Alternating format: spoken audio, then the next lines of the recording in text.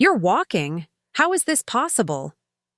Dr. Reynolds gasped, clipboard clattering to the floor as I stood in the doorway of their anniversary celebration. My former physical therapist, Sarah, froze mid-sentence, champagne glass suspended in air. I didn't waver. You told my husband I'd never walk again.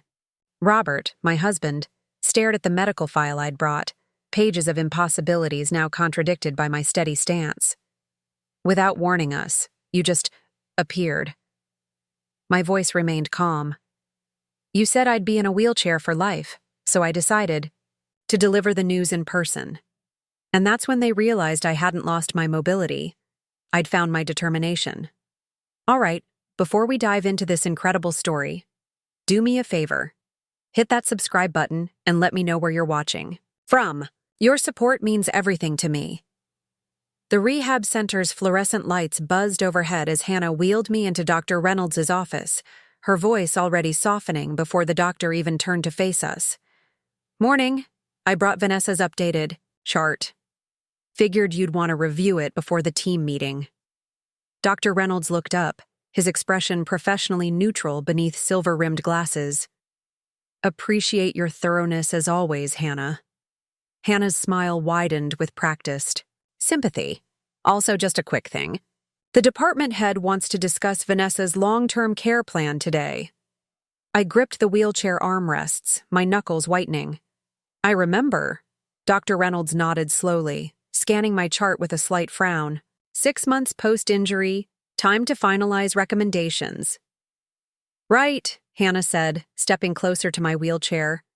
So, I was thinking we should prepare her for the reality of her situation. You know, permanent limitations, home modifications, caregiver schedules. I kept my eyes fixed on the certificates lining Dr. Reynolds' wall. Didn't trust what might emerge first, words or the mounting pressure behind my ribcage. Vanessa's injuries were extensive, Hannah continued, her voice dropping to that special tone reserved for lost causes. The spinal trauma, nerve damage, muscular atrophy. We need to be realistic about outcomes here. My jaw tightened. 8 months ago, I'd been leading my unit through a training exercise when the transport vehicle rolled.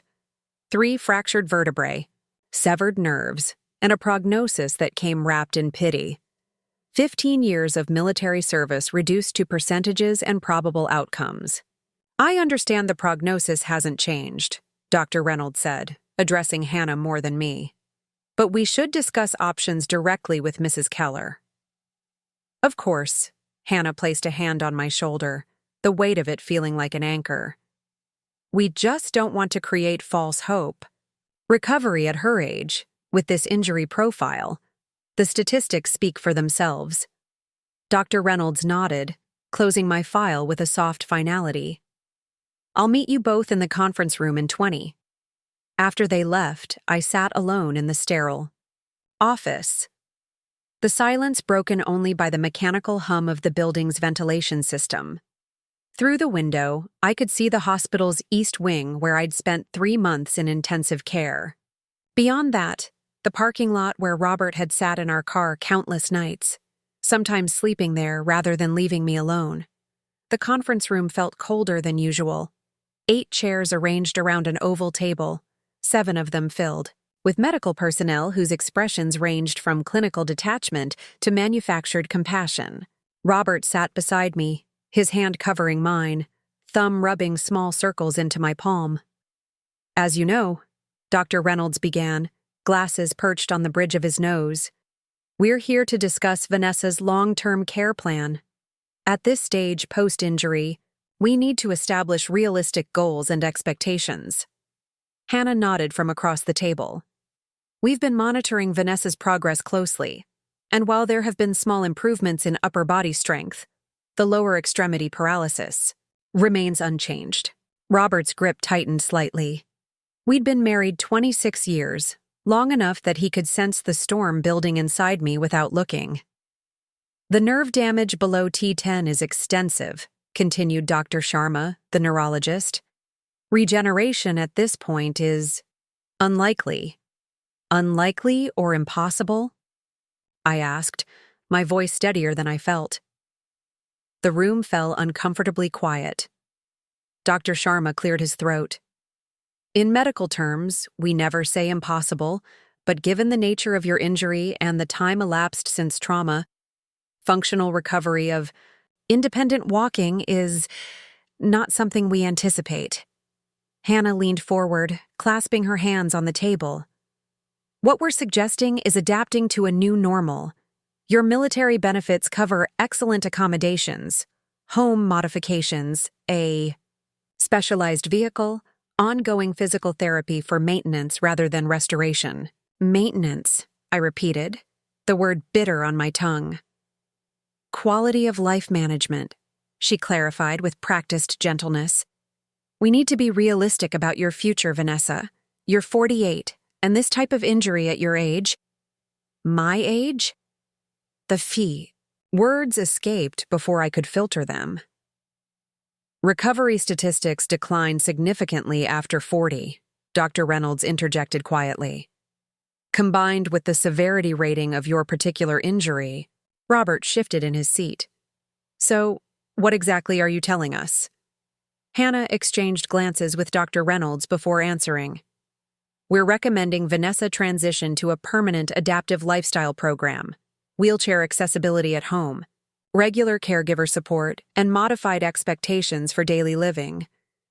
The likelihood of walking again is, well, it's not medically indicated in our prognosis. The words hung in the air like smoke. I stared at the table, tracing the wood grain, with my eyes following the patterns to keep from showing what was building behind them. And if we wanted a second opinion? Robert asked. Dr. Reynolds smiled gently. You're certainly entitled to that, but I should note that we've already consulted with 3 specialists. Their assessments align with ours. Hannah stood, moving behind. My wheelchair. I know this is difficult to process. Why don't we take a break? The anniversary celebration for the rehabilitation center is starting downstairs. 15th year of the program. There's cake, coffee, might help to step away from this for a moment. I nodded once, not trusting my voice. Robert wheeled me out, following the group toward the elevator. In the hallway, Hannah touched my shoulder again. Vanessa, I know this isn't what you wanted to hear, but acceptance is part of healing too. That night, after Robert had fallen asleep, I lay awake staring at the adapted ceiling of our bedroom. The track for the transfer lift gleamed dully in the moonlight, a metal reminder of what they all expected my future to hold. I could hear Robert's even breathing beside me, the slight catch in his exhale that had developed since my accident, as if his body was perpetually bracing for something to shatter. I turned my head toward the window where I could see the outline of the oak tree we'd planted when we bought the house 12 years ago. It had survived 3 hurricanes, a lightning strike, and a beetle infestation that should have killed it. The arborist had recommended removal. It's unlikely to recover, he'd said. Robert had refused. Let's give it another season, he'd insisted. Now it stood taller than the house, scars visible in its bark, but branches reaching skyward nonetheless. With careful movements, I pushed myself up against the headboard, the muscles in my arms trembling with the effort. 8 months of being told what I couldn't do. 8 months of being discussed as if I were a case study rather than a soldier, a wife, a woman with 3 decades of refusing to surrender. I reached for my tablet on the nightstand, tapping the screen to life. Its glow illuminated my determination. As I typed, spinal cord injury recovery breakthrough. Then I modified the search. Walking after complete paralysis T10. Then, experimental treatments, spinal regeneration. What if they're right? I whispered. What if this is just expensive denial? He was quiet for a long moment, his thumb tracing circles on my palm as he had that day in the conference room. Do you remember when you decided to enlist? Everyone said you wouldn't make it through basic training. That was different. I was 19, healthy. You were determined, he corrected. That hasn't changed. The first week at the Institute nearly broke me. Dr. Vostok hadn't exaggerated about the pain. Traditional therapy had been challenging. This was excruciating. Each session began with neural pathway stimulation, electrodes strategically placed along my spine and legs, sending current through deadened nerves like jump-starting an abandoned vehicle. My body revolted, muscles spasming, nerves firing. In confused patterns, sweat pouring as I gripped the treatment table. No one offered comfort or suggested easing back. Instead, they monitored, adjusted, pushed forward. Again, Dr. Vostok would say after each failed attempt to activate a pathway. Different parameter. Try again. Afternoons were spent in the hydrotherapy pool, where the water provided both resistance and support. Therapists manipulated my legs through movement patterns while the neurostimulation continued. Every minuscule response was documented. Every involuntary twitch celebrated not with balloons, but with intensified effort. By day 5, I was sleeping 14 hours between sessions, my body depleted, my determination wavering. Robert watched, with growing concern but didn't suggest stopping. He knew better. On day 7, it happened. A toe movement. Small, almost imperceptible, but unmistakably voluntary. I had consciously commanded my right big toe to flex, and it had responded. Barely, briefly, but definitively. Dr. Vostok observed without smiling. Good. Now we know where to focus. The implant surgery came next. A neurostimulator device placed along my damaged spinal cord. Minimally invasive, but maximum impact. When activated, it sent precisely calibrated electrical signals to bypass damaged neural connections. Combined with the brain's natural plasticity and relentless physical training, it created the possibility of establishing new pathways. Recovery from the surgery meant 5 days of reduced therapy, which felt like vacation, compared to what had come before. Robert stayed until I was cleared to resume full protocols, then reluctantly returned home, leaving me alone with my pain, determination, and the unchanging desert horizon visible from my window. Call me every day, he insisted before leaving. No matter what happens. Even if nothing happens, I agreed. The days blurred together after that. Wake, therapy, rest, therapy again, collapse into exhausted sleep. Repeat. I existed in a world of increments, celebrating millimeters of movement, seconds of sustained muscle contraction. The traditional milestones of rehabilitation, sitting unassisted, transferring independently, had long been achieved. We were navigating uncharted territory now, beyond conventional rehabilitation metrics. Other patients at the Institute became familiar faces, though we rarely spoke at length. There was an unspoken understanding among us. We were each fighting private battles against different injuries, but the same prognosis. Statistical impossibilities united by refusal to accept medical certainty. 6 weeks in, I stood for the first time, supported by a harness system. Legs trembling violently, sweat dripping from my forehead but standing. The therapist didn't cheer or take photos. They measured the weight distribution, the muscle activation patterns, the duration. 3 minutes and 47 seconds before, my legs gave out. I called Robert that night, voice shaking almost as much as my muscles had. I stood today, his exhale carried across the distance between us. Tell me everything. Week 8 brought the parallel bars, my hands supporting, most of my weight, but my legs engaging, responding, contributing, each step measured in effort rather than distance. My world narrowed to the space between those bars, every inch forward a victory against probability. Dr. Vostok remained clinically distant but intensely present, adjusting protocols daily based on responses, pushing harder when progress appeared, redirecting when plateaus emerged. She never asked about my previous doctor's prognosis, never compared my progress to statistical norms. She existed entirely in the reality of what was happening, not what should have been possible. By week 10, I could take 12 steps with a walker, each one awkward, labored, exhausting, but unmistakably steps. My legs still lacked normal sensation, and my movements were mechanical rather than fluid, but the fundamental fact remained: I was walking. This doesn't mean complete recovery, Dr. Vostok cautioned during our weekly assessment. The neurostimulator is doing significant work your nervous system still cannot. But I'm walking, I insisted. With assistance, she qualified. There's a substantial difference between therapeutic walking and functional independence. What are the chances I'll achieve the latter? She studied me carefully before answering. Based on your progress pattern, with continued intensive therapy and technological support, perhaps 30%. That's 30% more than zero. For the first time, I saw the hint of a smile. This is why you're succeeding where others don't. You understand that mathematical improvement is still improvement. When Robert visited that weekend, I demonstrated my 12 steps, his hands hovering near but not touching me, his eyes never leaving my face. I could read the complex emotions there: joy, fear, pride, worry, all tangled together like the neural pathways we were trying to rebuild. Later in our apartment, he handed me an envelope.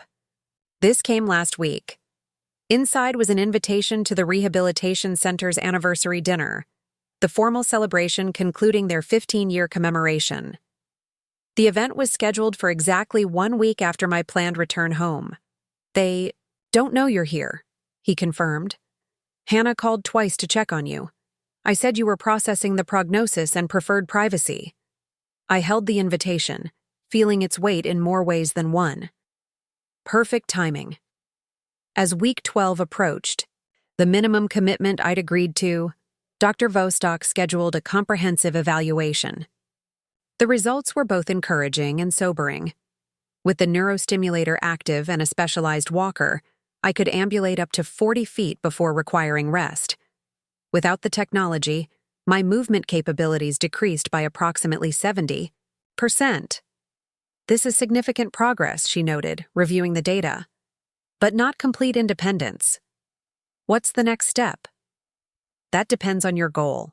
If functional improvement within technological parameters is acceptable, we've achieved that. If independent walking without assistance remains your objective, that requires continued treatment. I thought about the invitation sitting in our apartment, about Hannah's hand on my shoulder, about Dr. Reynolds' gentle certainty regarding my limitations. How much longer? Another 8 to 12 weeks would maximize potential outcomes. I cannot guarantee independent walking even then, but the probability increases. I closed my eyes, calculating. Another 3 months meant depleting Robert's retirement fund. It meant missing the anniversary dinner. It meant continuing the pain, the exhausting work, the isolation from everything familiar. What if I took a break? I asked. Returned home temporarily, then came back? Dr. Vostok frowned. Interrupting the protocol risks regression. Neural pathways being established need consistent reinforcement. For how long? A week? 2? She considered this. A brief interruption with continued home exercises might be managed without significant setbacks. But anything beyond 2 weeks would compromise progress. That evening, I called Robert to discuss options. We talked for hours, weighing medical recommendations against emotional needs, financial realities against potential outcomes. What do you want to do? He finally asked.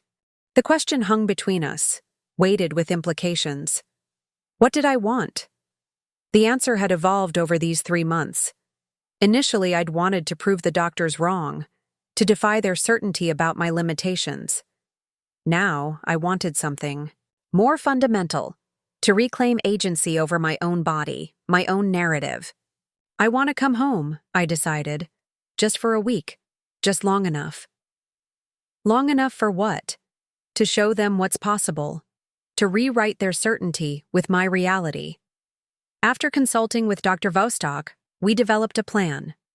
I would return home for 9 days, maintaining a strict exercise regimen with the neurostimulator. Robert would assist with therapy protocols. On the 10th day, I would return to Arizona to resume intensive treatment. As I packed my things, therapy equipment alongside the black cocktail dress I hadn't worn since before the accident, I realized my motivation had shifted. This wasn't just about proving others wrong anymore. It was about demonstrating what determination could achieve, not just for myself, but for others who might face similar prognoses. The flight home was uncomfortable, but manageable. Robert had arranged for specialized transportation and equipment delivery. Our house looked both familiar and strange after 3 months away. The ramp to the front door, the adapted bathroom, the hospital bed in the guest room, all reminders of what had been expected for my future. "We can put the hospital bed in storage," Robert suggested, watching my expression as I surveyed these accommodations. "Not yet," I said pragmatically. "I'm improved, not cured. Let's not get ahead of ourselves." The next morning, I began my maintenance routine: electrical stimulation, stretching, standing practice with the walker, the methodical exercises Dr. Vostok had prescribed. Robert took a week off work to assist, learning the techniques the therapists had perfected. 5 days before the anniversary dinner, an envelope arrived from Hannah. A personal note accompanying a formal reminder about the event. "We've missed seeing you at therapy. Hope you and Robert can join us to celebrate our program's success stories." I placed it on the kitchen counter without responding, focusing instead on my daily regimen. Each day, I practiced walking slightly, longer distances, carefully documenting my progress to share with Dr. Vostok upon my return to Arizona. 3 days before the dinner, I retrieved the black cocktail dress from my closet. It hung differently on my frame now, my body transformed by both injury and the intense training of the past months. I was thinner in some places, more muscled in others, changed in ways both visible and invisible. Robert watched from the doorway as I laid it across the bed. "Are you sure about this? About the dress or about what I'm planning to do?" "Both. Either." I traced the fabric with my fingertips. They didn't just tell me I wouldn't walk again. They decided my story was finished. I need them to see it isn't. The night before the event, I couldn't sleep. The neurostimulator hummed quietly beneath my skin, sending its signals through damaged pathways, creating possibilities where certainty had once ruled. Outside our bedroom window, the oak tree stood sentinel, its scarred trunk supporting branches heavy with new growth. "What if I can't do it?" I whispered into the darkness. "What if I fall?" Robert's hand found mine beneath the covers. "Then I'll help you up, like always. It won't be the statement I want to make. Making the attempt is already a statement," he said. "Everything after that is just details." The evening of the Rehabilitation Center's anniversary celebration arrived with perfect dramatic timing. A light spring rain that had just ended, leaving the world washed clean and glistening under streetlights. I sat at my vanity, applying makeup with careful precision, a skill nearly forgotten during months of medical appointments and grueling therapy. Robert adjusted his tie in the mirror beside me, our reflections framing a story few would understand. He hadn't asked again if I was certain about tonight. We were beyond such questions now.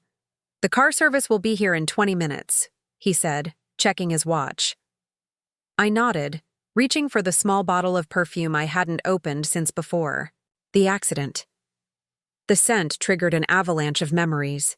Military balls, anniversary dinners, moments before everything changed.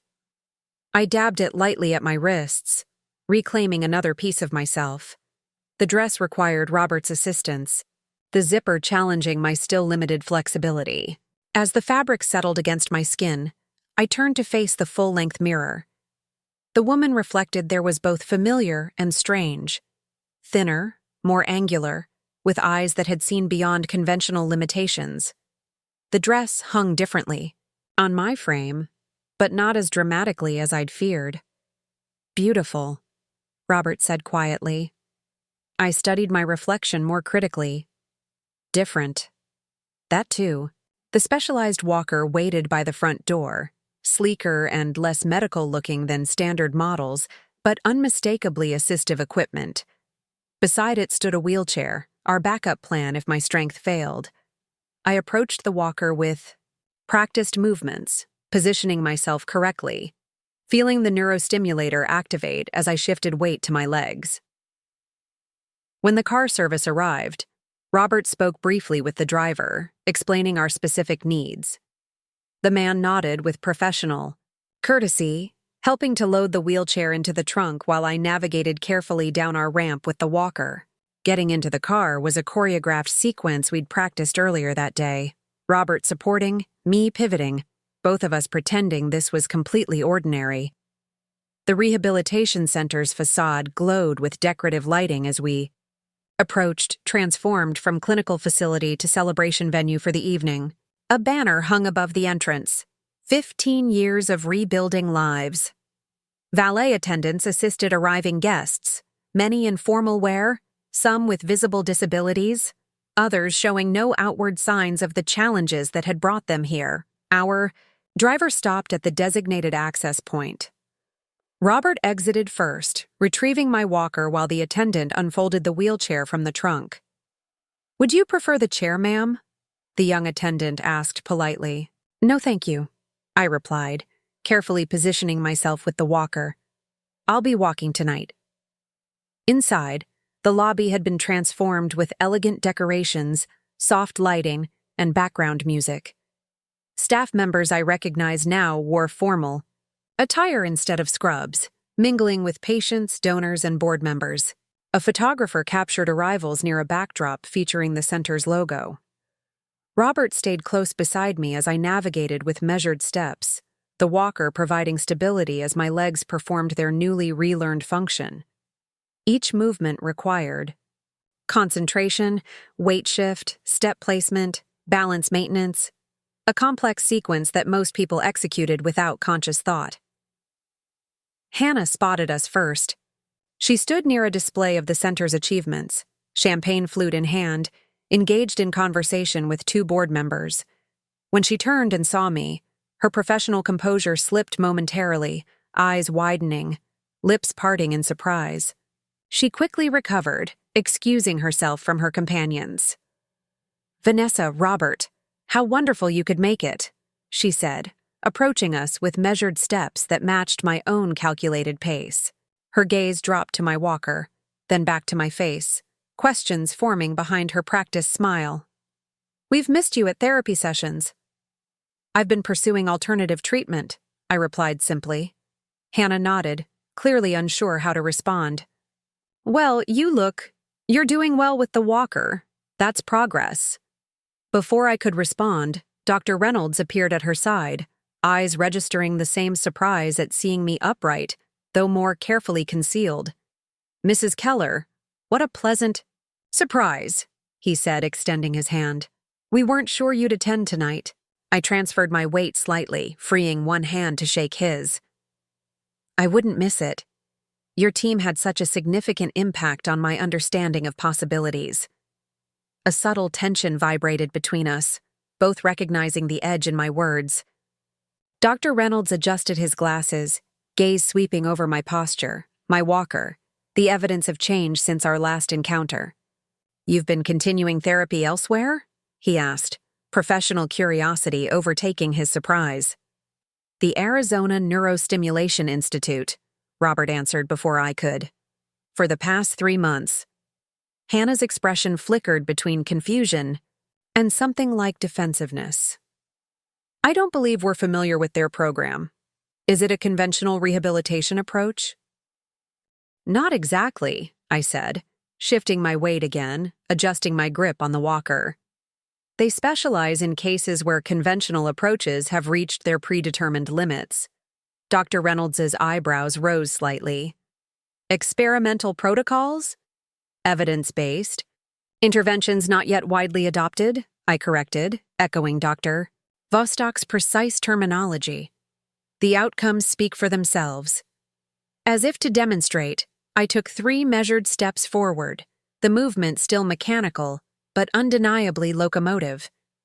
Hannah's hand flew unconsciously to her throat, fingers pressing against her collarbone. "That's remarkable progress," Dr. Reynolds said, professional assessment overriding his surprise. "Assisted ambulation is an excellent achievement given your injury profile." "This is just the beginning," I replied. "I return to Arizona next week to continue treatment." A server approached with a tray of champagne. Robert took 2 glasses, handing one to me as I stabilized myself with the walker.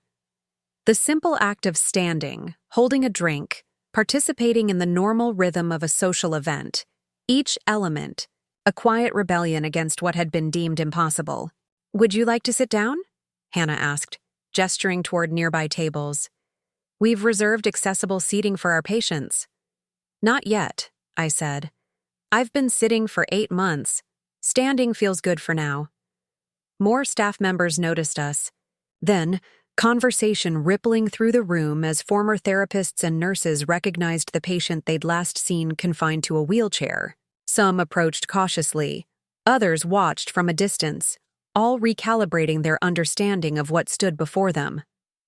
Dr. Sharma, the neurologist who had been most definitive about my prognosis, froze momentarily when he saw me, champagne glass suspended halfway to his lips.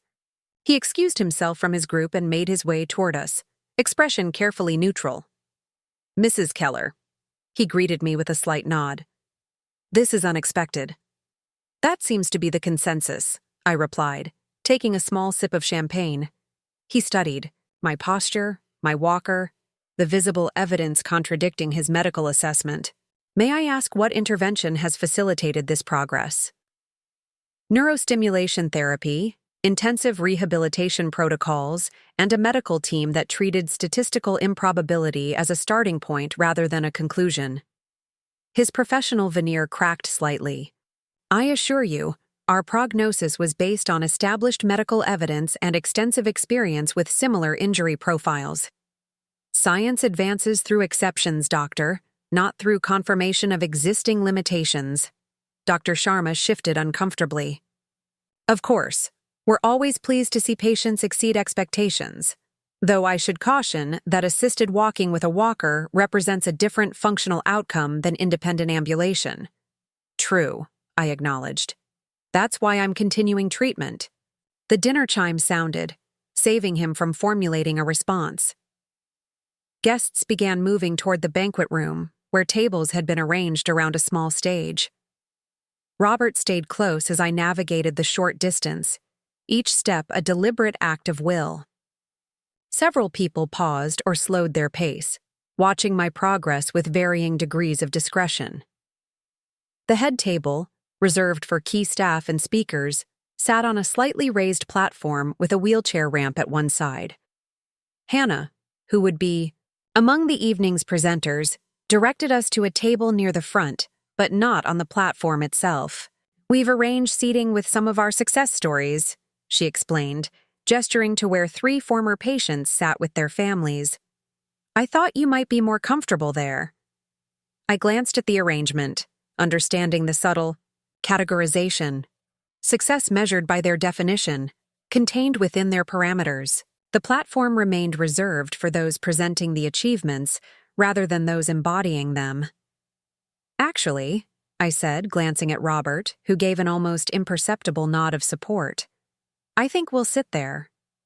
I indicated an empty table, closer to the center of the room, one without special designations or predetermined narratives attached. Hannah's smile tightened slightly. "Of course, whatever makes you comfortable." Navigating to our chosen table required crossing more of the room, passing more tables, becoming more visible. Each step carried dual purpose: physical progress and narrative reclamation. Heads turned as we moved, conversations paused. I focused on the mechanics: weight shift, step placement, balance maintenance, while aware of being witnessed. Once seated, I positioned the walker within reach, but out of the main traffic path. Robert's hand found mine under the table, squeezing gently in silent support. The formal program began shortly after. Welcomes, acknowledgements, a video montage of the center's history and achievements. Hannah took the podium midway through. The evening, elegant in a navy dress, professional confidence fully restored. Tonight we celebrate not just 15 years of institutional history, but countless personal journeys of courage, persistence, and adaptation, she began. Each patient who comes through our doors faces unique challenges, and our role is to help them achieve their optimal outcomes. The phrase echoed our conference room meeting, optimal outcomes, the carefully calibrated language of managed expectations. Success in rehabilitation isn't always measured by returning to previous abilities, Hannah continued. Often, it's about finding new ways to live fully within new realities. As she spoke, slides appeared on the screen behind her. Patients engaged in various therapies, using adaptive equipment, smiling with therapists. I recognized several faces, each illustrating the center's definition of success: acceptance, adaptation, working within rather than beyond established parameters. Our dedicated team employs evidence-based approaches to help patients achieve realistic goals and embrace their new normal, Hannah said, her gaze sweeping the room but carefully avoiding our table. We believe in honest prognoses and sustainable outcomes. Robert's hand tightened around mine. We both heard the subtle reinforcement of their philosophy, a soft defense against the contradiction my presence represented. When dessert was served, Dr. Reynolds approached our table, coffee cup in hand. "May I join you for a moment?" Robert nodded, pulling out a chair for him. The doctor sat with careful consideration, placing his cup precisely on the table. "I understand you might feel our team was overly conservative in our assessment," he began, voice lowered for privacy despite the room's ambient noise. "I want to assure you that our recommendations were made with your best interests in mind, based on established medical evidence." I set down my fork. "I don't doubt your intentions, doctor, but best interests shouldn't include defining someone's limitations for them." He nodded slowly. "Perhaps we could have emphasized possibilities more effectively, though I must note that your current mobility, while impressive, still requires significant assistance." "For now," I replied. "For now," he acknowledged. "Though, I hope you're preparing for multiple potential outcomes. Neurological recovery is notoriously unpredictable. So is human determination." A slight smile crossed his face. "Touché." He hesitated before continuing. "Would you be willing to share your treatment details? For our reference with other patients, who might benefit?" The request surprised me, a small acknowledgement that their approach might have gaps, that other possibilities existed beyond their established protocols. "I'll have Dr. Vostok send you the published research. She's open to professional collaboration." After coffee, the formal program concluded with recognition of longtime staff members. As guests began to mingle again, Hannah made her way to our table, professional smile firmly in place. "I hope you enjoyed the program," she said. "We're so glad you could be part of our celebration." "It was illuminating," I replied, though I noticed a consistent theme in how success is defined. Hannah's smile didn't waver. "We believe in celebrating achievements at every level of recovery. Not everyone will have the same outcomes." "True. But who decides what outcomes are possible?" She shifted slightly, discomfort briefly visible beneath her polished exterior. "Medical science provides guidance based on extensive data and experience. Medical science also evolves through exceptions and challenges to established limitations." Hannah glanced toward Robert, perhaps hoping for a more comfortable conversation direction, but he remained quietly supportive beside me. She turned back, with renewed professionalism. "Your progress is remarkable, Vanessa. Truly. We're all impressed by what you've accomplished." "I'm not here for your impression," I said quietly. "I'm here because 8 months ago in your conference room, you and your team presented certainty about my future. You defined my possibilities based on statistics rather than potential." Hannah's composure wavered. "We provided a medically sound prognosis based on Based on averages, typical outcomes, and established parameters, I finished for her. But human potential isn't merely statistical, and recovery isn't just about accepting limitations. As the evening wound down, I prepared to stand again, Robert positioning the walker as I shifted to the edge of my chair. The movement caught Dr. Sharma's attention as he passed nearby. He paused, watching with clinical interest as I transferred my weight from sitting to standing, the neurostimulator activating beneath my skin, my legs responding to commands once deemed impossible. "Fascinating," he murmured, not entirely aware he'd spoken aloud. "The neuroplasticity implications are significant." "Would you like to see my medical file?" I asked. The before and after imaging is quite revealing. His professional curiosity overcame his discomfort. "I would, actually. The mechanism of recovery in complete T10 injuries is poorly understood. I'll have Dr. Vostok send you the case study. She's documenting the protocol for peer review." As we prepared to leave, making our way slowly toward the exit, the photographer who had been documenting the event approached tentatively. "Excuse. Me, Mrs. Keller? Would you mind if I took your photo for our anniversary memorial book? Your story seems significant." I considered the request, understanding its layers. My image would represent something different than they had initially planned. Not adaptation to limitation, but challenge to its very premise. "Of course," I agreed, though I'd prefer to stand rather than sit for it.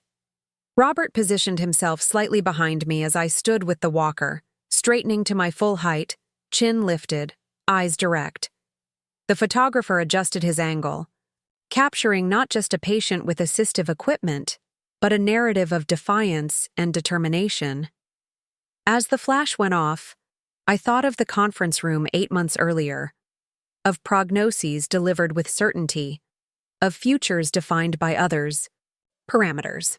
The photograph would show how far I'd come physically, but not the distance traveled beyond statistical boundaries and professional expectations. Outside, waiting for our car, Hannah approached one last time. Her professional veneer had softened, slightly, replaced by what seemed like genuine reflection. "Vanessa," she began, voice quieter than earlier, "I want you to know that seeing your progress tonight has been thought-provoking. Perhaps we should be more careful about how we frame possibilities in our patient consultations." I nodded, acknowledging both her concession and its limitations. The most damaging phrase in medicine isn't "I don't know." It's "I know for certain." She considered this, professional certainty visibly recalibrating. "Will you keep us updated on your continued treatment for our reference with similar cases?" "I'll do better than that," I replied as our car arrived. "When I return from Arizona, I'd be willing to speak with your team about neuroplasticity and patient determination. There's significant literature on how prognosis delivery impacts recovery outcomes." Something shifted in her expression, recognition that I was offering to teach rather than be taught, to inform rather than be informed. The power dynamic had fundamentally changed. "We'd welcome your perspective," she said finally.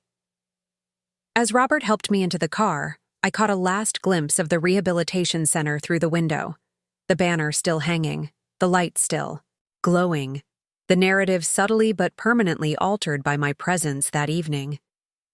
I hadn't just contradicted their medical assessment, I'd challenged the boundaries of what they deemed possible.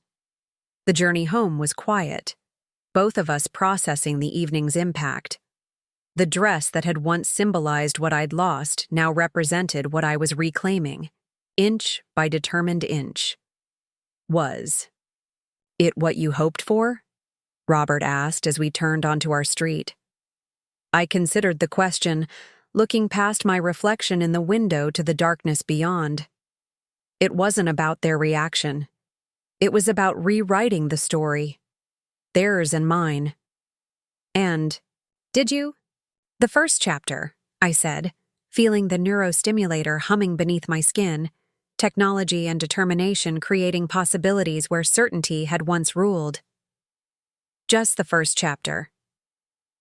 The return flight to Arizona left 3 days after. The anniversary dinner, barely enough time for the ripples of my appearance to settle. My phone had buzzed repeatedly with messages from former therapists and nurses, their tones ranging from professionally curious to awkwardly congratulatory. Dr. Reynolds himself had called, ostensibly to follow up on my treatment information, but clearly processing his recalibrated understanding of my case. I packed methodically, the routine now familiar. Specialized exercise equipment, the neurostimulator's external programming device, medications, and clothing designed for accessibility. Without sacrificing dignity, the black cocktail dress went back into its garment bag, its purpose now fulfilled. "Ready?" Robert asked, zipping the last suitcase closed. He would stay for the first week of my renewed treatment before returning to work, our finances demanding the balance between support and practicality. "More than before," I answered, transferring from the bed to my walker with practiced movements. "Now I know what's possible." The Phoenix sun greeted us with unforgiving intensity, the airport bustling, with travelers unaware of the significance this journey held. As we navigated through the terminal, I felt strangely anonymous, my walker and deliberate gait drawing occasional glances but no recognition of the boundary crossing this travel represented. Here, I was simply another person with mobility. Challenges, not a statistical anomaly or medical curiosity. Dr. Vostok met us in her office the following morning, reviewing my maintenance records with clinical precision. Her face revealed nothing as she noted measurements, input data, compared current status with pre-interruption baselines. No significant regression, she concluded finally. The home protocol was effectively maintained. I shifted slightly in my seat. "Did you expect otherwise?" The hint of a smile touched her lips. "Most patients struggle with protocol adherence outside the structured environment. You are consistent. Military discipline has its advantages." Dr. Vostok nodded once, then turned to the projected treatment timeline on her computer screen. "We'll resume intensive protocols immediately. Based on your current status and demonstrated neuroplasticity, I've modified the program to incorporate more weight-bearing challenges and reduced walker dependence." "How reduced?" Robert asked. "Transitioning to forearm crutches within 4 weeks. If progress continues at the established rate, single cane by week 12 potentially." I absorbed this information, visualizing each step of progression. "And beyond that?" Dr. Vostok met my gaze directly. "Beyond that remains speculative. The neurostimulator continues providing significant compensation for damaged neural pathways. Complete independence without technological assistance remains statistically unlikely." "But not impossible," I noted. What mattered, I realized, was which comparison held meaning, which baseline defined my narrative. During week 10, Dr. Vostok scheduled a comprehensive neurological reassessment, MRI imaging, electrical conductivity testing, functional ability metrics. The process took an entire day, technology mapping what was happening beneath the surface as my nervous system rewired itself around damage once deemed insurmountable. "The results are informative," she said the following morning, displaying comparative images on her office monitor.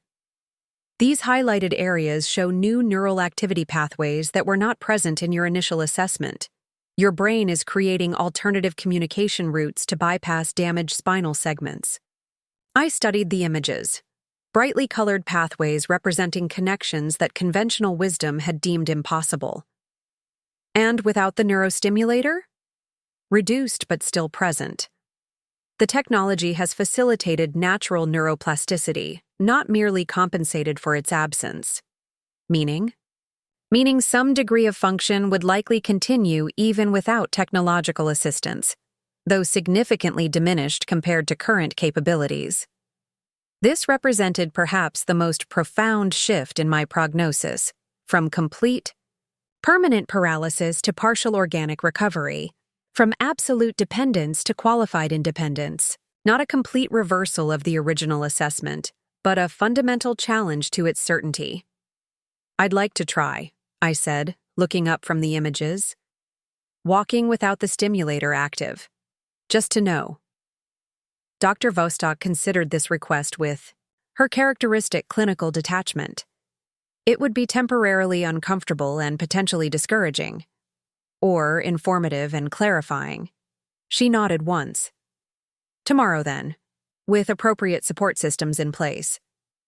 That night, I sent Robert a voice message explaining the upcoming test and its significance. "It's not about proving anything at this point," I explained. "It's about understanding exactly where I stand without technological assistance, knowing precisely what is me and what is the device." His reply came quickly. "Whatever happens, remember how far just you has already come. The device facilitates, but the determination is entirely yours." The following morning, Michael prepared the therapy space with more safety equipment than usual. Padded flooring, support harness, parallel bars, 3 additional staff positioned strategically. The procedure for temporarily deactivating the neurostimulator was simple: a medical-grade remote that communicated wirelessly with the implanted device. "Ready?" Dr. Vostok asked, remote in hand. I stood between the parallel bars, hands gripping, the metal supports, weight evenly distributed through my legs. "Ready." The transition wasn't instantaneous, but happened over approximately 10 seconds. A gradual diminishing of sensation and control as the artificial neural support powered down. My legs began trembling almost immediately, muscles receiving significantly reduced signaling from my brain. "Maintain your position as long as possible," Dr. Vostok instructed, watching intently. "Report sensations verbally." "Decreased sensation below knees," I began, focusing intensely on maintaining stability. "Muscles weakening, trembling. Still. Have some voluntary control of hip flexors and partial quadriceps activation." The effort to remain standing became intense, sweat forming despite minimal movement. After 90 seconds, my right leg buckled. I caught myself on the parallel bars, arms supporting what my legs no longer could independently. "Try to take a step if possible," Dr. Vostok directed once I'd stabilized my upper body. I concentrated with unprecedented intensity, focusing every available neural resource on commanding my left leg to move forward. For several seconds, nothing happened. Then, almost imperceptibly, my foot dragged forward approximately 2 inches. Not a functional step, barely a movement, but undeniably voluntary. "Again, with the right," she instructed, voice betraying no excitement or disappointment. The right leg responded similarly. Minimal movement, essentially drag sliding rather than stepping, but demonstrating some connection between intention and action where once there had been none. After 5 minutes of these attempts, Dr. Vostok reactivated the neurostimulator. The return of function felt like a wave washing through my lower body. Sensation and control flowing back, muscles responding with increasing reliability. "Your assessment?" she asked once I had recovered. I considered the question carefully. Without the technology, I have minimal functional movement. Not enough for practical ambulation, but significantly more than 0. With the technology, I have practical functional capability within certain parameters. She nodded. An accurate analysis. The question becomes which metric matters more to you, the degree of natural recovery achieved or the functional independence facilitated by technological assistance. As I left the assessment room that afternoon, I passed the new patient Dr. Vostok had mentioned, the T12 injury case who had sought treatment after learning about my progress. Our eyes met briefly, recognition flashing between us, though we'd never spoken. No words were exchanged, but understanding passed between us nonetheless. The silent acknowledgement that possibility extends beyond prognosis. That statistical improbability doesn't equal impossibility. Back in my apartment that evening, I recorded a more detailed video for Robert, explaining what had happened during the testing and what it meant for my future. Without the stimulator, I'm not independently ambulatory in any practical sense, I explained. With it, I have functional capability that exceeds every prediction made in that conference room 8 months ago. His response was immediate. So where does that leave you? I considered the question while looking out the apartment window at the Arizona sunset, painting the desert in impossible colors. It leaves me precisely where I am, in a space between complete dependence and complete independence. In the gray area where most of life actually happens. As week 12 approached, marking the conventional end of my second treatment period, Dr. Vostok scheduled a final comprehensive assessment and planning session. The data showed continued improvement, though the rate had begun to plateau as expected. In my professional assessment, you have reached approximately 70% of your maximal neurological recovery potential, she explained, reviewing the measurements. Further improvements will likely be incremental rather than transformative. And functionally? Functionally, with ongoing maintenance therapy and the neurostimulator, you have achieved viable community ambulation with minimal assistance, single-point cane, occasional wheelchair for extended distances or challenging terrain. Without the technology, you retain minimal voluntary movement insufficient for functional ambulation. I absorbed this assessment. Neither the complete independence I'd initially hoped for, nor the complete dependence initially predicted. So, I exist in the space between. Most recovery does, Dr. Vostok stated simply. The binary narrative of walking versus not walking fails to capture the complex reality of neurological recovery. What would you recommend going forward? Transition to a maintenance protocol. Return home with quarterly follow-up assessments. Continue technology-assisted ambulation while maintaining realistic expectations about its parameters. Consider your achievement significant without requiring it to be complete. That evening, I began packing for the return home, a journey markedly different from the one I'd taken 3 months earlier.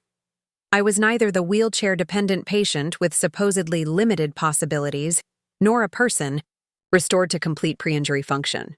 I existed in the complex middle ground, technology-assisted but self-determined, limited but mobile, partially recovered but significantly transformed.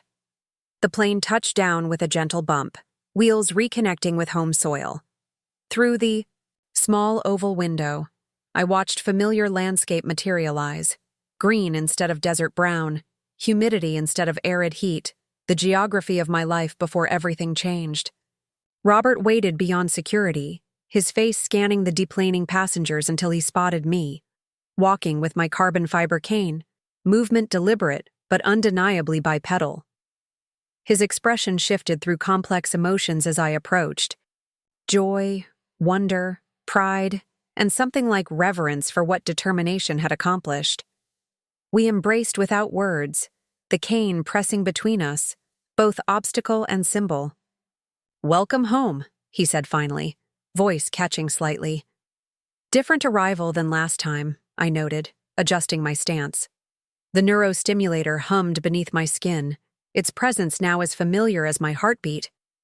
Home had changed in my absence, not physically but perceptually.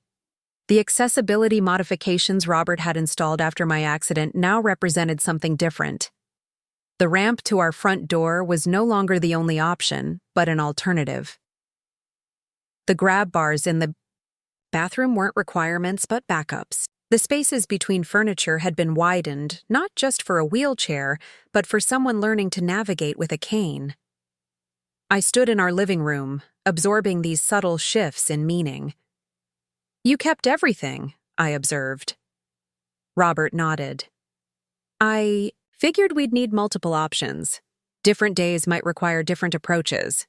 His understanding reflected what I'd come to accept during those final weeks in Arizona. Recovery wasn't a linear path to complete restoration, but a complex journey toward a new equilibrium. Some days would allow greater independence, others would demand more assistance. Success meant having options, not eliminating needs. The first week home established new rhythms. Morning therapy routines in the small gym space Robert had created in our spare bedroom, afternoon walks building, gradually longer distances, evening neurostimulator maintenance and calibration checks. The technology required consistent attention, charge levels, program settings, skin condition around the implant site, a permanent reminder that my mobility existed in partnership with medical innovation. Neighbors noticed the transformation immediately. Mrs. Kavanaugh from across the street dropped her gardening shears when she saw me walking down our driveway, one hand on my cane, the other holding a small basket of mail. "Vanessa!" she exclaimed, rushing toward me with wide eyes. "You're walking!" I nodded, maintaining my concentration on each step. Technology assisted, but yes. She seemed unsure how to categorize what she was witnessing. Not quite a miracle. Not merely recovery, something existing in its own category. "We've all been praying for you," she said, falling back on familiar language when confronted with the unexpected. "Thank you," I replied simply. Her prayers hadn't regrown neural pathways, but her sentiment deserved acknowledgement nonetheless. Word spread quickly through our small community. Former colleagues from my military days called or texted, their messages revealing the gravity with which they'd viewed my prognosis. Several requested visits, curiosity about my miraculous recovery, barely concealed beneath expressions of support. I agreed to some visitors, declined others. Energy remained a finite resource, each day's capabilities carefully budgeted between necessary activities and chosen ones. Physical therapy consumed significant reserves, social interactions even more.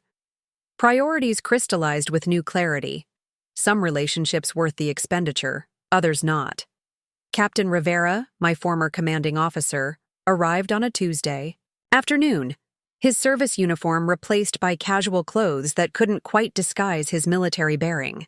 He paused visibly when I opened the door, standing with my cane rather than seated in the wheelchair he'd last seen me use. "Master Sergeant Keller," he said, instinctively straightening though we were both long past such formalities. "You're upright," I finished for him. Most days, anyway. Inside, over coffee, he studied my movements with analytical precision, noting the deliberate quality of each shift in position, the subtle compensation patterns, the technology managing what damaged nerves could not. "The unit's been following your progress," he said, "though I gather you've exceeded even the most optimistic projections." "Not quite all of them," I replied. I had my own projections. He nodded, understanding immediately. Military service cultured a particular relationship with limitation, acknowledging it tactically while refusing to accept it strategically.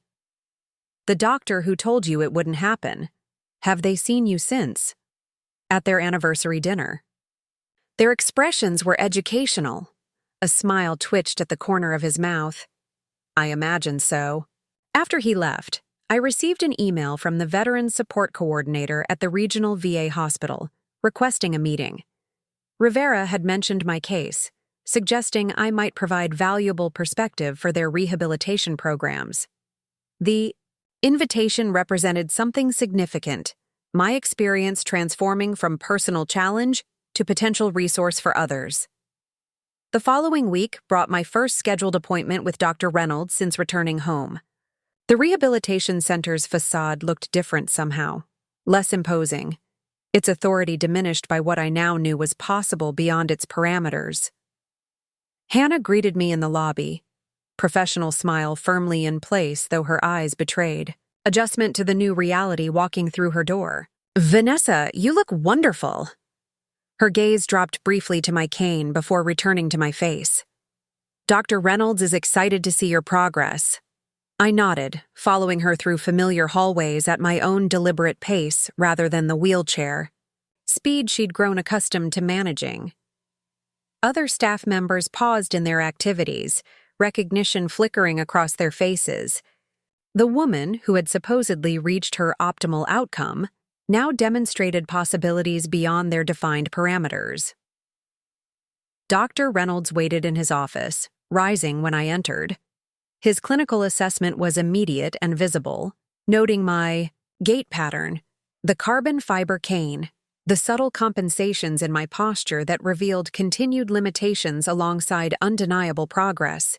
"Remarkable," he said, gesturing toward a chair as he sat behind his desk. "Truly remarkable progress." "Technology-assisted progress," I clarified, seating myself carefully. "The neurostimulator provides significant support." "Of course," he acknowledged, "but the neural adaptation required even with technological assistance is significant. Your case represents important implications for how we approach spinal cord injuries." The appointment included comprehensive measurements, range of motion, testing, strength assessments, gait analysis. Each number documented in my file, creating an official record of what had once been deemed improbable. Dr. Reynolds maintained professional composure throughout, though occasionally a flicker of recalibration crossed his features when particularly unexpected capabilities presented. "I'd like to incorporate your case study into our staff training," he said as the assessment concluded. "With your permission, of course. There are important lessons here about recovery potential and prognosis delivery." I considered his request, understanding its multiple dimensions. My experience would become a teaching tool, either reinforcing the exceptional nature of my recovery or challenging the limitations routinely presented as certainties. "I'd be open to that," I replied, "provided the emphasis includes the impact of how prognosis is delivered.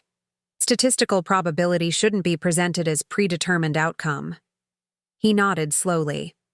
"A fair stipulation. Hannah mentioned you might consider joining our patient advisory board as well." "Still under consideration," I said. The invitation remained complex. Potential opportunity to influence systemic change versus implied endorsement of an approach that had nearly limited my possibilities. As I prepared to leave, he asked the question that had likely been formulating since I walked into his office. "Did you undertake this therapy specifically to prove us wrong?" I paused, appreciating his directness. Initially, perhaps, but that motivation alone wouldn't have sustained me through the process. Eventually, it became about proving something else entirely. "What?" "Not impossible," she confirmed, "simply undetermined. Your case has already redefined several established parameters." That afternoon, I re-entered the therapy gym, the familiar equipment now representing not just challenge but proven possibility. Other patients nodded in recognition, the same determined faces from my previous stay, each fighting their own statistical improbabilities. Few spoke at length. Words mattered less than witnessed effort here. The therapist assigned to my case, Michael, had the focused intensity of someone who measured success in millimeters and seconds. "Dr. Vostok says you made an impression at home," he commented as he adjusted the bodyweight support system. "You could say that?" "Good. Proving people wrong is excellent motivation." He reduced the support by 5% compared to my previous setting. "Let's make them even wronger." The renewed intensive therapy exceeded even my prepared expectations. Each session pushed precisely to the edge of capability, then 1 millimeter beyond. The neurostimulator settings were recalibrated daily. The electrical patterns adjusted to optimize communication between my brain and the damaged spinal pathways.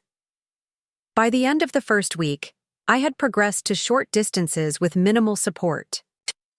10 steps with just one hand on the parallel bars, the other arm free. Robert recorded these moments on his phone, his breathing audibly catching behind the camera as I completed each new achievement. "Send that to Dr. Reynolds," I suggested after a particularly successful session, perspiration dampening my therapy. Clothes, legs trembling with exertion but still supporting my weight. Robert lowered the phone. "Is that what this is about? Proving them wrong?" I considered the question while catching my breath. Initially, yes. Now, it's about proving what's possible. For myself, but also for others they might have written off. The following day, before Robert's departure back home, Dr. Vostok scheduled a comprehensive assessment. The testing space resembled a high-tech laboratory more than a typical therapy room. Motion capture sensors positioned strategically, force plates embedded in the floor, computer stations monitoring neurostimulator outputs and muscle activation patterns. "We'll establish new baseline measurements today," the technician explained, attaching sensors to key points on my legs and torso. Complete biomechanical analysis during various functional activities. The testing lasted 3 hours. Walking, with progressive decreases in support, weight shifting, balance challenges, neurostimulator with varying settings, and finally, a brief attempt without the device active at all. This last test proved most challenging, my legs immediately weakening without the electrical assistance, but still showing minimal voluntary movement where once there had been none. Dr. Vostok reviewed the results with characteristic precision, her focus entirely on data rather than encouragement or discouragement. The neurostimulator continues providing approximately 65% of effective neural signaling. Your voluntary control has increased by 12% since initial assessment. "What does that mean in practical terms?" Robert asked. "It means progression to forearm crutches can begin immediately. Single-point cane remains a viable 8-week goal. Complete independence without technological assistance remains indeterminate, but trending more favorably than initial projections."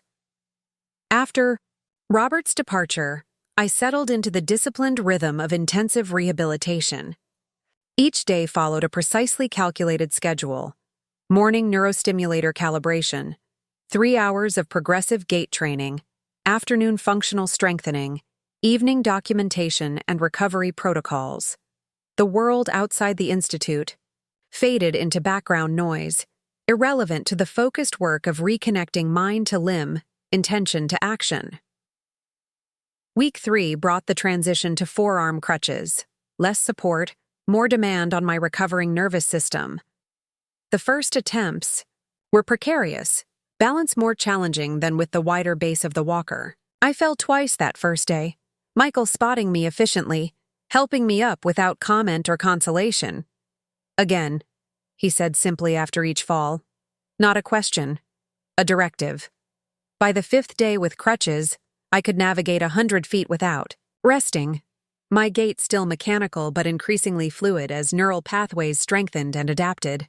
The effort remained immense, each step requiring conscious thought, each movement a negotiation between determination and physiology.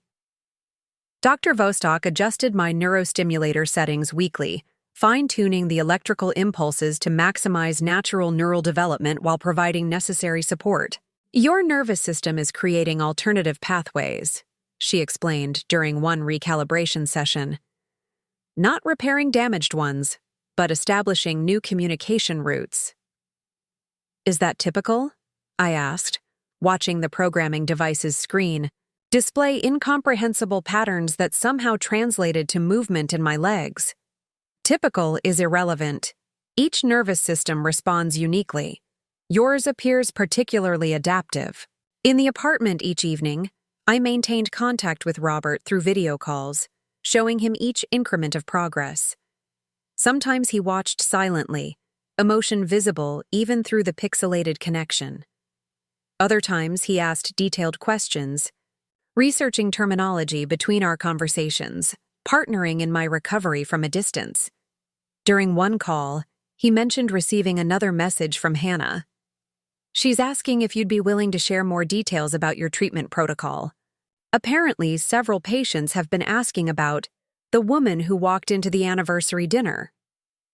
I considered this while stretching on the apartment floor, working through my evening maintenance routine. "Tell her I'll provide comprehensive information when I return, with comparison imaging and outcome metrics." She also mentioned something about a patient advocacy position on their advisory board, said your unique perspective would be valuable. The irony wasn't lost on either of us, being asked to advise the same institution that had defined my capabilities as permanently limited. "Interesting how possibility expands once it's demonstrated," I noted. Week 5 marked a significant milestone, walking with just one forearm crutch, the other arm free for functional activities. Michael documented the achievement with clinical detachment, measuring distance, timing endurance, calculating weight distribution through the force plate sensors. Preparing for real-world application, he explained when I questioned the functional focus of newer exercises, carrying objects while walking, navigating slight inclines, managing doorways. Walking in therapy is just the beginning. Independence requires practical capability. That evening, I recorded a video for Robert, walking from the kitchen to the living room of my apartment, one crutch providing minimal support, carrying a glass of water in my free hand. Nothing dramatic or performative, just an ordinary moment made extraordinary by its previous impossibility. His response came minutes later, voice message rather than text. I keep thinking about what Dr. Reynolds would say if he saw this. Then, I realize it doesn't matter anymore. What matters is what you know is possible. Week 6 brought unexpected news from Dr. Vostok. Another patient had arrived citing my case as their reason for seeking treatment. A T12 incomplete injury, she explained during our weekly assessment.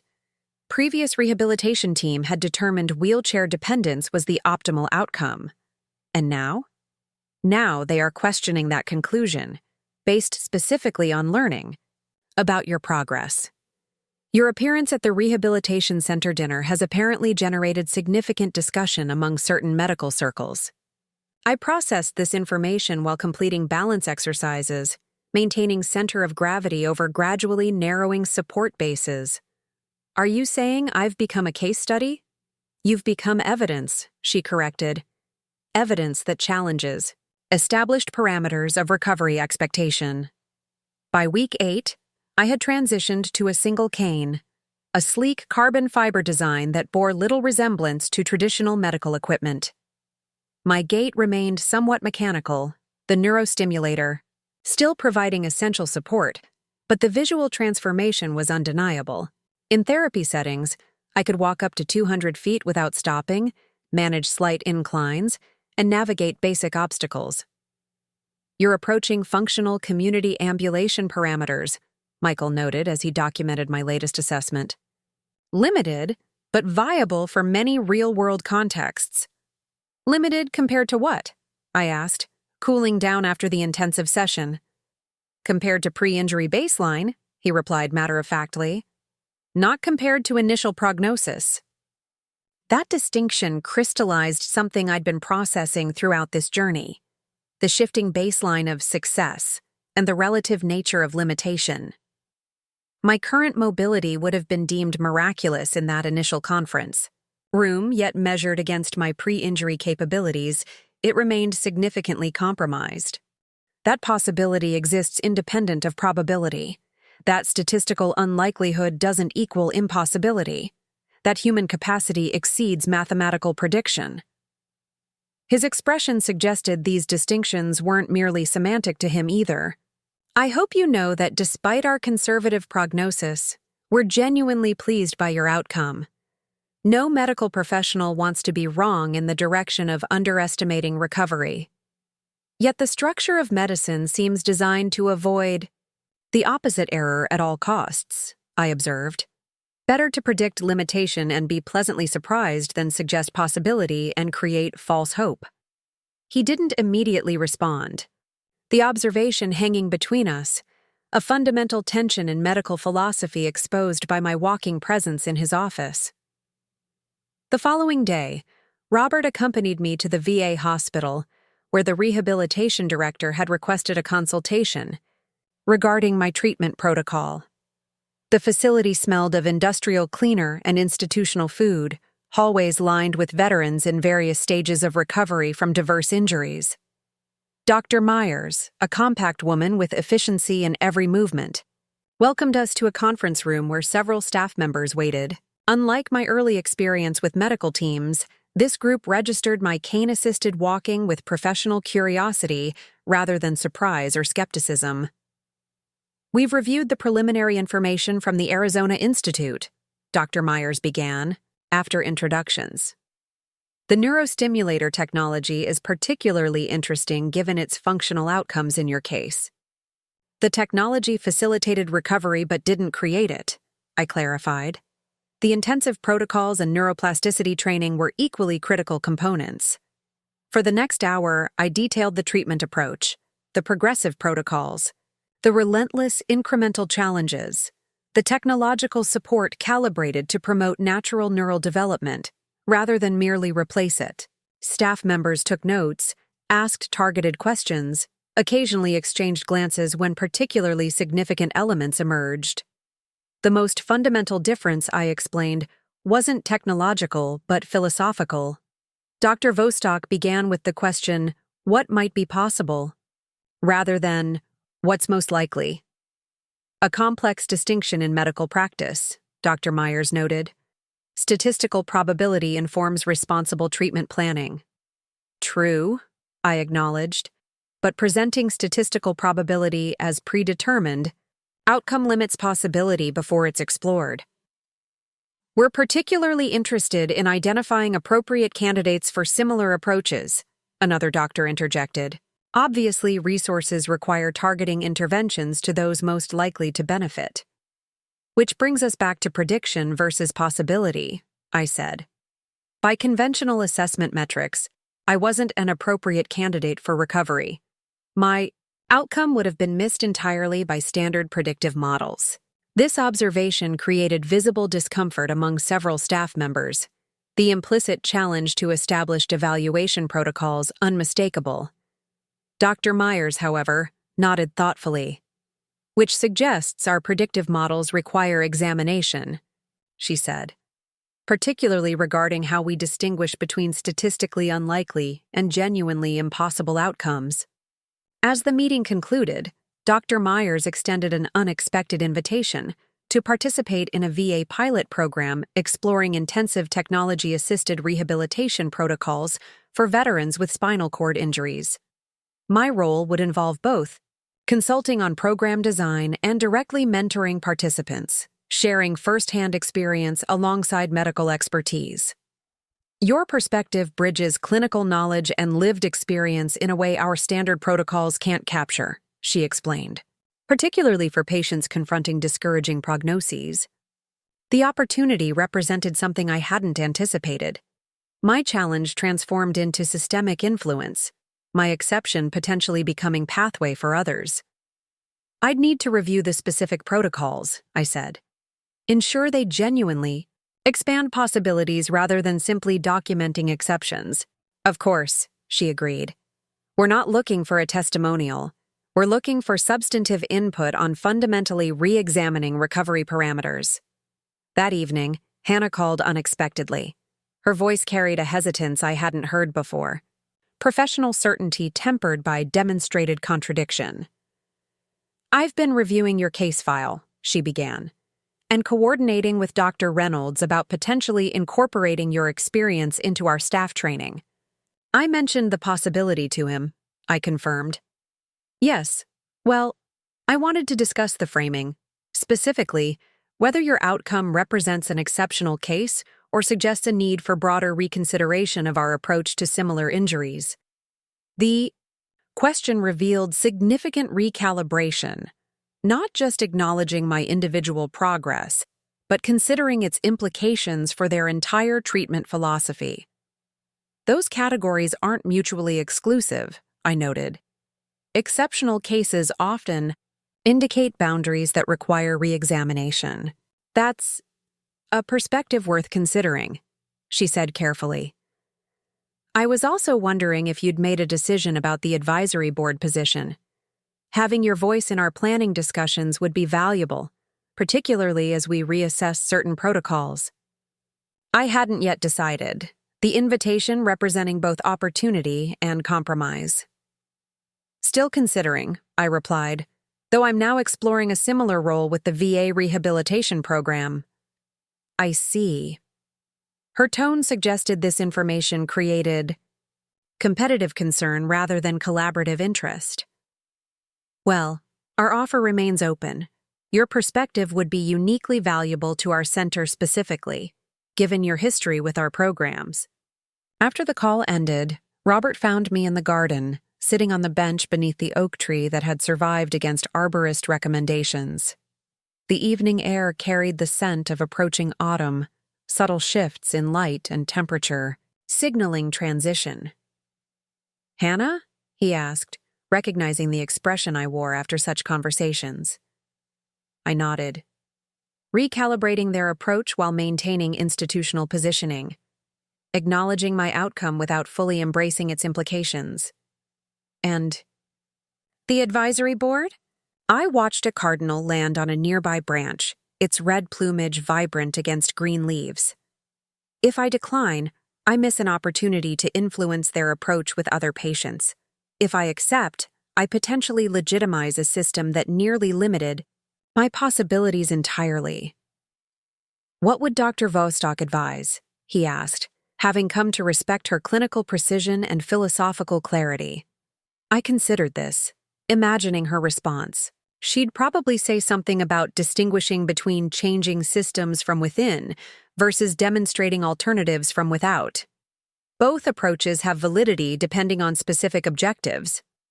The next morning brought another email from Dr. Reynolds, this one containing preliminary findings from additional neurostimulator research, and a question about connecting with Dr. Vostok for potential collaboration. The tone reflected significant shift, from definitive prognosis provider to collaborative knowledge seeker. I forwarded the message to Dr. Vostok with my own note. Institutional recalibration in progress.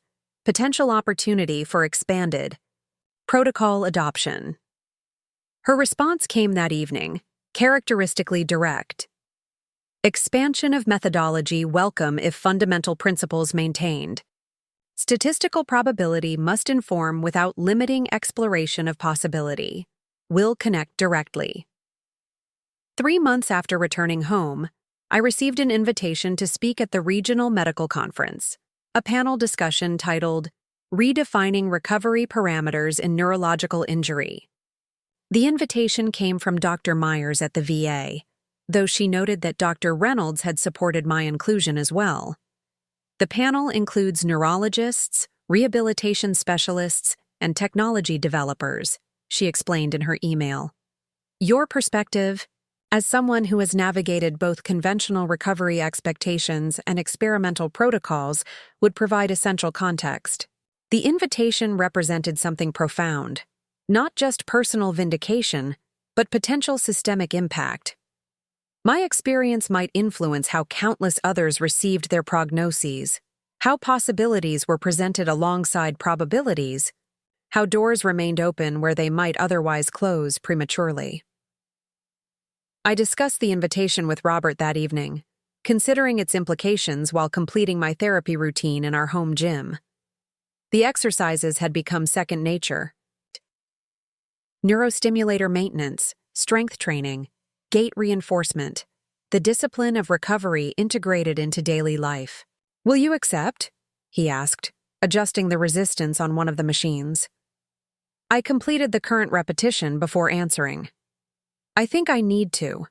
Not just for myself, but for whoever's sitting in that conference room 8 months after being told what they'll never do again. As I prepared for bed that night, I caught my reflection in the bedroom mirror. Standing with the support of my cane, the neurostimulator invisible beneath clothing but integral to the posture maintained. Neither completely independent nor completely dependent, neither fully recovered nor permanently limited. Existing in the complex middle ground where most of life actually unfolds, the journey hadn't delivered the absolute recovery I'd initially imagined when defying that conference room prognosis. I still required technological assistance. Some days still necessitated the wheelchair for extended distances or excessive fatigue. The neurostimulator remained essential rather than transitional. Yet the journey had conclusively disproven the certainty with which limitations had been presented. It had replaced concrete barriers with permeable boundaries, transformed statistical improbability from preventative fence to navigable terrain. It had perhaps most significantly demonstrated that possibility exists independent of prediction. I sent my acceptance email to Dr. Myers, confirming my participation in the panel. In the personal note section, I added, "My objective isn't to suggest that all similar injuries will follow my trajectory, but to ensure that no possible trajectory is preemptively removed from consideration based solely on statistical improbability." Her response came within minutes. "Precisely why your voice is essential in this conversation." Sleep came easily that night. My body tired from therapy. My mind settled in purpose. The woman who had once been told with certainty what she would never do again now prepared to help rewrite the language of possibility for others facing similar moments, not promising outcomes, but preserving pathways, not guaranteeing exceptions, but preventing premature limitations. The neurostimulator hummed beneath my skin as consciousness faded, technology and determination creating possibility where certainty had once ruled. Tomorrow would bring another day of incremental challenges, another opportunity to navigate the space between complete independence and complete limitation, another chance to demonstrate that human capacity exceeds statistical prediction. And for tonight, that knowledge was enough. As I stand at the podium of the medical conference, surveying the room filled with doctors, specialists, and patients alike, I feel the weight of my journey in every carefully placed step. They told me I would never walk again. I begin, my voice steady. And in some ways, they weren't entirely wrong. I don't walk the same way I did before, but they weren't entirely right either. I step away from the podium, leaving my notes behind. With measured movements, I walk to the center of the stage, my carbon fiber cane catching the light. Recovery isn't binary. It isn't success or failure. It's finding the path between what statistics predict and what determination can achieve. Dr. Reynolds sits in the front row, his expression thoughtful. Hannah beside him, notebook open. In the back, I spot a young woman in a wheelchair, eyes locked on mine with unmistakable hunger for possibility. "My story isn't finished," I tell her silently with my eyes. "And neither is yours." I look directly into the camera recording the presentation, knowing this moment will reach beyond these walls. If you're watching this and someone has placed a limit on your potential, medical, personal, professional, remember that probability is not certainty. Statistics describe populations, not individuals. Your path is uniquely yours to discover. The neurostimulator beneath my skin continues its quiet work, a reminder that independence comes in many forms. Some days still require the wheelchair. Some challenges remain beyond my reach. But possibility exists in the space between absolutes. This journey continues every day, for all of us. If my story resonates with yours, I invite you to join our community. Subscribe to this channel for more stories of redefining possible, of finding strength in uncertainty, of walking new paths when old ones close. I smile, standing tall with my cane. Because sometimes the most powerful step forward is simply refusing to accept where the road supposedly ends.